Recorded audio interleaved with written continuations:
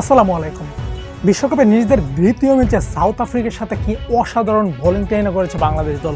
প্রথম থেকে একেবারেই চেপে ধরেছিল পুটিয়ানদের এবং সেটা শেষ মুহূর্তে গিয়ে সফল হয়েছে বাংলাদেশ। এর পুরোটা কৃতিত্বই পেতে যাচ্ছে বাংলাদেশের পেস ইউনিট, যাদের বোলিংয়ে লন্ডভন্ড হয়ে গিয়েছে সাউথ আফ্রিকার মতো একটা শক্তিশালী ব্যাটিং লাইনার। অবশ্য বাংলাদেশের পেসারদের এমন সাফল্যের দিনে উইকেট থেকেও এসেছে অনেক বেশি হেল্প, যেখানে আলাদা করা যায়নি বাংলার 3 পেসার থেকে কাউকে। তানজিম সাকিব 3 ওভার থেকে 18 রান খরচ করে পেয়েছে 3টি মূল্যবান উইকেট। একই দাঁড়ায় গিয়েছে তাসকিন আহমেদও, তিনিও করেছেন 4টি ওভার, উইকেট নিয়েছেন 2টা, রান দিয়েছেন কেবলমাত্র 19। ঠিক একই ধারাবাহিকতা রয়েছে মুস্তাফিজেরও, যদি উইকেট পায় নাই তবে মুস্তাফিজের ওভারগুলো ছিল জাস্ট অসাধারণ। কি বলগুলোই না করেছেন তিনি। লাস্ট ওভারটাতে তো টানা 3টা ডট দিয়ে 4 নম্বর বলটা যদি ওয়াইড না হতো হয়তোবা ওই ওভারটা মেডেলি পেতে যাচ্ছিল মুস্তাফিজুর রহমান। চলুন সাউথ আফ্রিকার মতো একটা শক্তিশালী ব্যাটিং লাইন আপকে ধসিয়ে দেওয়ার পেছনে বাংলাদেশের বোলিংদের অবদান নিয়ে কিছুটা কথা বলা যাক, যেখানে তানজিম সাকিব, তাসকিন আহমেদ, মুস্তাফিজের পাশাপাশি আপনাকে রিশাদ হোসেন এবং মাহমুদুল্লাহ রিয়াদেরও 3টা ওভারের অবদানের কথা বলতে হবে।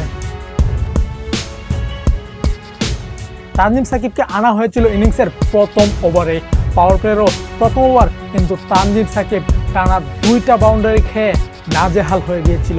অবশ্য এর পরের বলটাতেই কামব্যাক করে বসে এই জুনিয়র সাকিবদের রক্ত হয়তোবা এমন কামব্যাক করার একটা স্রোত দ্বারা বয়ে চলছে।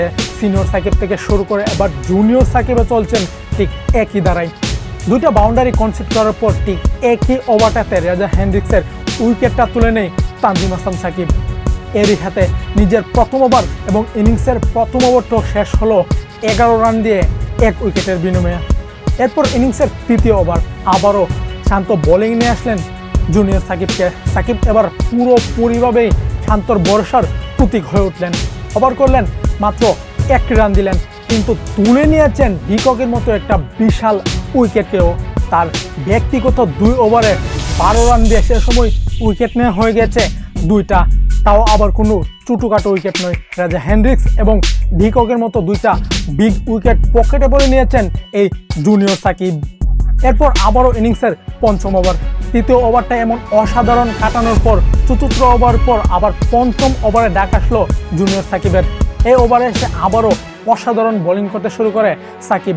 এই ওভারে রান দিয়েছেন 1টা, তবে বরাবরের মতো আবারও একটা উইকেট তুলে নিয়েছেন তানজিম সাকিব। সেই ওভারে উইকেটটা ছিল আফ্রিকান ডানহাতি ব্যাটার স্টুডদের। 3 ওভার থেকে তানজিম সাকিব ওই সময় রান খরচ করেছে মাত্র 12, উইকেট নিয়ে নেওয়া হয়ে গেছে 3টা। এমন অসাধারণ বোলিংয়ের পর এক প্রকার সাউথ আফ্রিকার শক্তিশালী ব্যাটিং লাইন আপটাকে ধসিয়ে দিয়েছেন এই জুনিয়র সাকিব।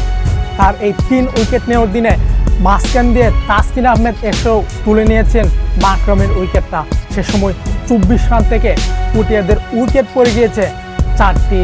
এমন অসাধারণ পেস বোলিং অ্যাটাক আপনি কবে শেষ দেখেছিলেন বাংলাদেশের কাছ থেকে, সেটা হয়তো আপনাকে মনে করতে হলে অনেকক্ষণ ভেবেচিন্তেই কথা বলতে হবে। এখন আসুন তাসকিন আহমেদের কাছে। 4 ওভার বোলিং করেছে, উইকেট তুলে নিয়েছে 2টা, বিনিময়ে রান দিয়েছে কেবলমাত্র 19। তানজিম সাকিবের পর এই ম্যাচের সবচেয়ে সফল বোলার এই তাসকিন আহমেদই। নিজের প্রথম ওভারটায় 7 রান খরচ করে কোনো উইকেটের দেখা না পেলেও দ্বিতীয় ওভারে এসে কামব্যাক করেছে তাসকিন আহমেদ। সে সময় উইকেটে টানা বাউন্ডারি মারতে থাকা পুটিয়ান ক্যাপ্টেন এইডেন মাকরামের স্টাম্পটা উপড়ে দিয়েছেন। আর তাসকিনের এই উইকেটের পর বাংলাদেশ আবারও স্বপ্ন দেখতে শুরু করে ম্যাচ জিতার। তাসকিনের এমন অসাধারণ বোলিংয়ের পর মুস্তাফিজ এসেও নিজের বেলকি দেখাতে শুরু করে। তাসকিন, মুস্তাফিজ এবং তানজিম সাকিবের জুটিতে দিশেহারা হয়ে পড়ে পুটিয়ান লাইন আপ। তাসকিন আহমেদ 2টা উইকেট নিয়েছেন, 2টা উইকেটই ছিল খুবই মূল্যবান। একটা ছিল হেনরি ক্লাসেনের, আরেকটা ছিল এইডেন মাকরামের। সেক্ষেত্রে মুস্তাফিজ কোনো উইকেট না পেলে মুস্তাফিজ যে ধরনের বোলিংটা করেছেন সেটা হয়তোবা আপনাকে প্রশংসা করতে হবে। প্রথম ওভারে অর্থাৎ নিজের প্রথম ওভারে মাত্র 1টা রান দিয়েছিলেন, দ্বিতীয় ওভারে 6টা রান খরচ করেছিলেন, তৃতীয় ওভারে যতক্রমে 8 রান এবং শেষ ওভারটাতে তিনি খরচ করেছিলেন 4 রান। এই সব মিলিয়ে মুস্তাফিজের সমীকরণ দাঁড়িয়েছে 4 ওভার থেকে উইকেট শূন্যতায় 18 রান দিয়েছে মুস্তাফিজুর রহমান। বাংলাদেশের স্পিন অ্যাটাকের কথা বললে এই ম্যাচে রিশাদ হোসেনের নামটা আসবেই। সাকিব আল হাসান একটা ওভার করেছেন, 6টা রান দিয়েছেন, এরপরে আর বোলিংয়ে আসেননি। কিন্তু সাকিব না আসলেও মাহমুদুল্লাহ রিয়াদকে দিয়ে 3টা ওভার করানো হয়েছে। প্রথম 2টা ওভার তো জাস্ট অসাধারণ বোলিং করেছিলেন প্রথম ওভারে এসে, এবং প্রথম বলেই কিন্তু একটা চান্স ক্রিয়েট করেছিলেন। যদিও লিটন কুমার দাস ক্যাচটা মিস করেছিলেন উইকেট কিপারের পজিশনটা থেকে, ওই উইকেটটাও ছিল আবার ডেভিড মিলারের মতো একটা বিগ উইকেট।